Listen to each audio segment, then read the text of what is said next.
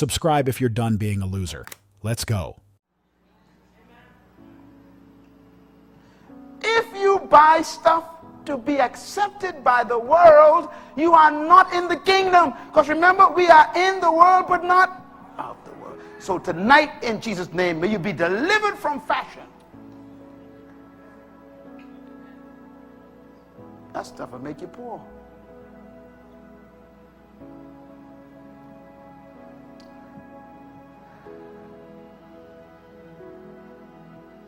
I heard Donald Trump this week. You all saw that program? He was on Tyra Banks or whatever her name is, Tyra or something. Yeah. And I just, yesterday, when I was getting ready to go down to the convention and on the TV, and he, I want to see, because she said he was coming on. I wanted to see what he said. This guy is a multi-billionaire. So she asked him some interesting questions. She said, do you carry doggy bags home from the restaurant? He says, absolutely yes. She said, of course, I do. She said, ask her a question. She said,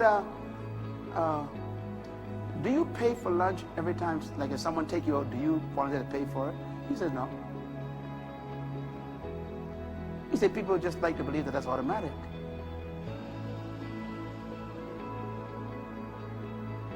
She said, you're tight. He says, yes. He said, if you don't manage money, money will destroy you. I went to visit Mr. Templeton down there, the temple down there behind the gate, John Templeton, the multi-billionaire owner of that thing. I went to visit him one day. He invited me to his house. I went to his house behind the gate like a key. I'll never forget this man. I walked in there, and the fella had on a old short pants with hole in it, shaped hole in it. And I said, this is the multi-billionaire. And he even didn't notice me looking at the knees. He just talked.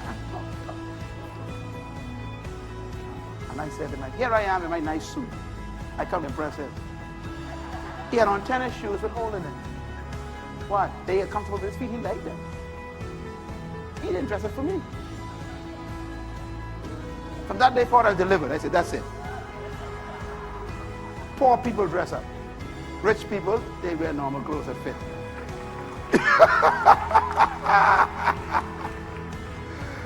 That's amazing, isn't it? Yeah. Set me free. Lazy and wicked. Lazy and wicked. By the way, before I close, I'm going to define laziness for you. It's a word that you probably didn't think about. Because there's something that this guy didn't do that Jesus defined as lazy. He defined it lazy.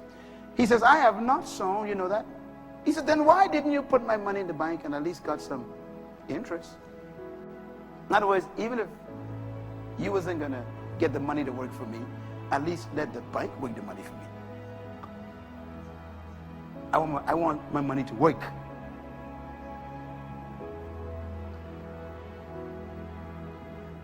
Take the money from this man and give it to the guy who have the most, he says. That makes sense. That makes good sense to me. Whoever makes the most money for me, I can give him more money to make more money.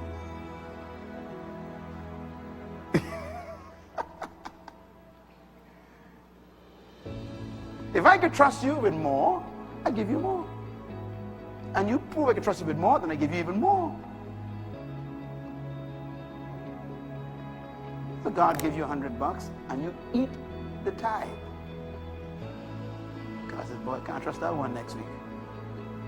Go find somebody else who I can get the money through. Because the work of God got to go on, and that person holding up my money. The work of God can't go on. The church is a wealthy place. If everybody paid their tithe in Mama's Faith Ministries, we pay all of the bills of the ministry off. I talk about in 1 year, off. They have done studies in every church in America, and the same thing as in the Caribbean. And only 20% of the people in the church pay tithes. That means 80% of the people sitting in this room potentially don't pay tithes. Only a small 20%, and they're the one who carry the 80%. They carry the cost of the lights and the thing, and upgrading the whole place and keeping the air conditioning on. 20% do that. The rest just come, they kind of just loaf and just enjoy the whole thing and never give back to God. So that could mean that only 20% in the church really prosper.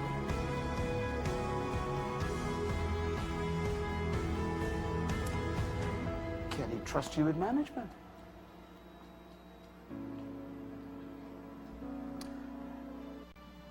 You know, brother, my trumpet player, where he is, Odin Moss. Odin, where are you? He had to slip out. Odin Moss, his mother called me one day. She said, Pastor Myles, I want you to come by my house. He said, Munroe, you okay? She said, I'm okay. Moss, she said, I'm okay, Miss Moss. She said, okay. So I said, okay, I'll stop by. And I stopped by. And she gave me 2 oranges. She said, I want this, I give this to you. He was my pastor. I said, thank you very much. And I leave the door. I said, you called me for 2 oranges? She said, yeah. She says, somebody gave me 20 oranges, that's my tithes. Clap. See, you only think of tithes as money. She was conscious that 2 of them were not hers.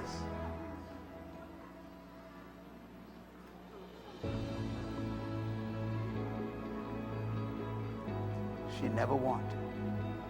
She'll never want anything. Her thinking is right. Do you think tithe first? Or you got to wait till you come to church to be reminded by the pastor? Everyone who has will be given more, and he who have an abundance. Whoever does not have, even what he has, will be taken away from him. It's so negative, isn't it? That's so depressing. He said, if you don't manage your money well, I'll take the little you get and give it to someone like Pastor Myles. He'll have abundance, and you'll even be worse off than before you get anything. Because management attracts prosperity. All right. Let me give you some things to write down. Just write this down real quick. I call this the kingdom purpose for money and resources. Number 1, resources and money is a trust. He give it to see if he can trust you. Number 2, resources and money is a gift. That means it ain't yours, it's given to you. You think you work for money. You don't work for money. Remember, you work for purpose. Money is a gift. He gave them the talent. Number 3, the quantity of resources you receive is determined by your ability. So you should never pray beyond your ability to manage. You'll never get that prayer answered. Let your ability determine the size of your prayer, which means that the more you become good at managing resources, the bigger you can request from God.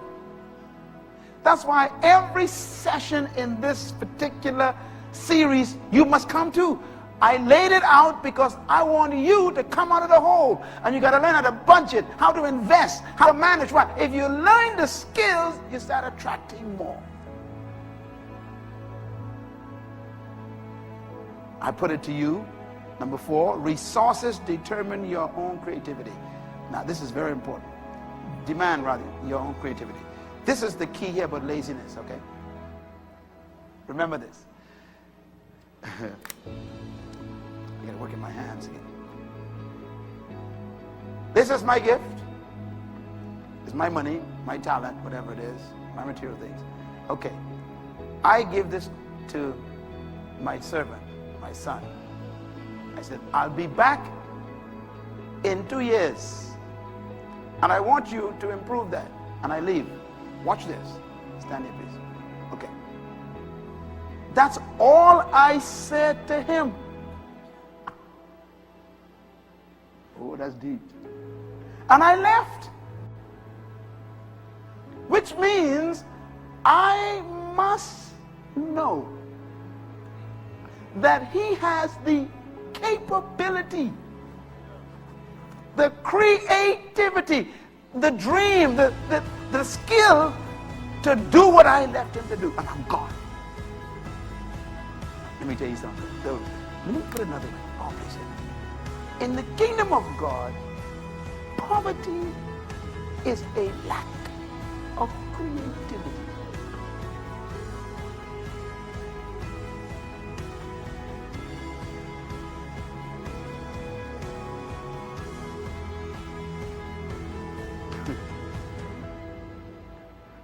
God gave Adam a tree, but never gave him a table.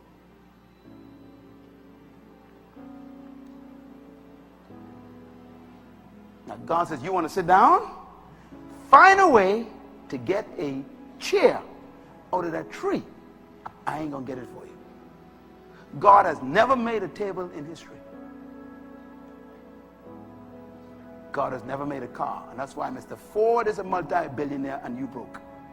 Because Mr. Ford went to the mountain and got the iron ore and made it into a car. No car came out of a mountain driving. You know, here I am. Somebody had to think.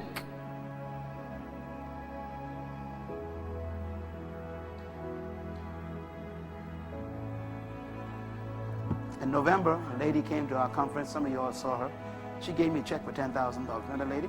She gave me a check. She said, this is the fruit from the seed you planted, Dr. Munn. She gave me a check for $10,000. She said, I read your book on potential. That's why I take get that book on potential. She said, I read that book. She said, what was she doing? What she used to do? She's like a maid. She used to sell at the back of a car. Yeah. Sell stuff at the back. She said, when I read that book, say everything changed. She said, my mind changed. She said, everybody say mind. Say money is an idea.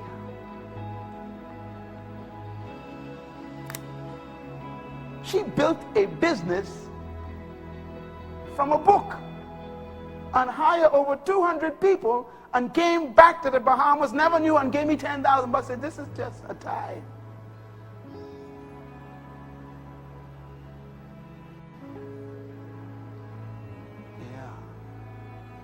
Your back trunk is good business, but you don't use it.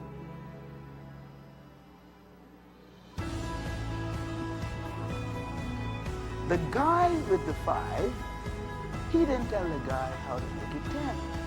The guy with the 2, the master didn't tell him how to make it 4. Which means that the 5 and the 2 guy were creative. So, laziness is defined as lack of creativity. And wickedness is defined as not using your brain. You're wicked. My mother used to say something. Boy, mothers is something else, eh? I think they say never leave you, huh? She still haunt me. My mother would say, get out of bed now. She says, if you lay there, grass will grow in your belly. Now, I used to, think that was funny. She's right. She was telling me something deep. If you don't develop, instead of becoming a garden, you'll become bush.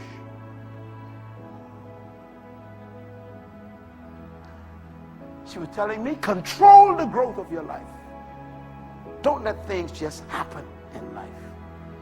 Get up and use your brain.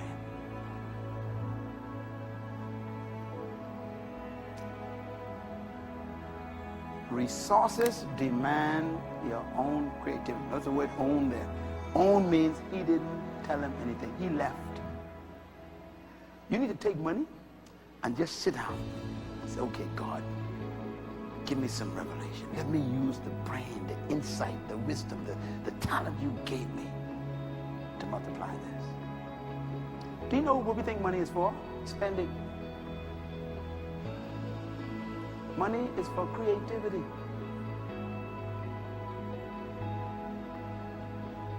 You get $10, look at it for a while. Just look at it. This ain't $10. This is what's the first one? A trust. What else? A gift. And what is it? This determines whether I get more. I want you to use this list, okay? This list for the whole year. Thank you. Next, Resources or money must work for us, not us for it. Number 6, resources or money is not for hoarding or possessing, but for investment. Now listen, it's important to save money. Saving is not hoarding. You should save for a purpose. Not save so no one else can get it. Jesus talked about this in Matthew chapter 6 in the kingdom culture. He says, do not lay up for yourselves. He didn't say don't lay up. Management includes saving. He said, but it's not saving for you, for yourself.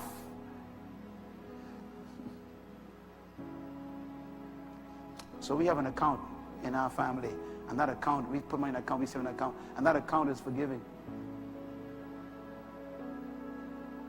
So we can give effectively. Boy, do you think that account is always full? God makes sure it's full, because our purpose for it attracts the kingdom.